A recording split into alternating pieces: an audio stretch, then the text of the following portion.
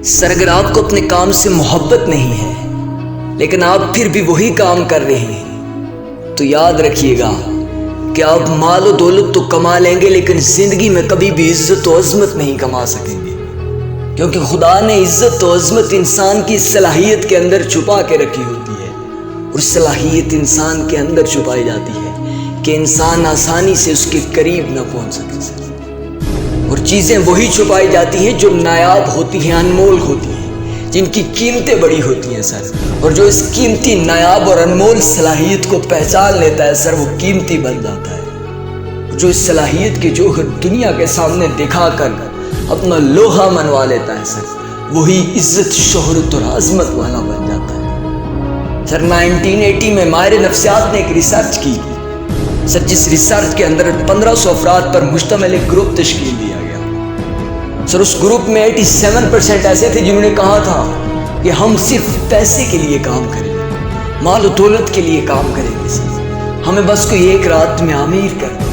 लेकिन 13% ऐसे थे जिन्होंने उस वक्त कहा था कि हम अपने पैशन को फॉलो करेंगे चाहे कुछ भी हो जाए सर। कहते हैं कि 20 साल बाद जब माहिर नफ्सियात ने नताइज जाहिर किए तो हैरत ज़दा होकर रह गए थे। नताइज ने उन्हें हैरत में डाल कर रख दिया था, क्योंकि उस वक्त उन 87% में से 101 अफराद ऐसे थे जो लखपति बन चुके थे, लेकिन उनमें से भी 79 ऐसे अफराद थे जिन्होंने उस वक्त अपने पैशन को फॉलो किया था, इसलिए लखपतियों में अपना शुमार करवा सकते।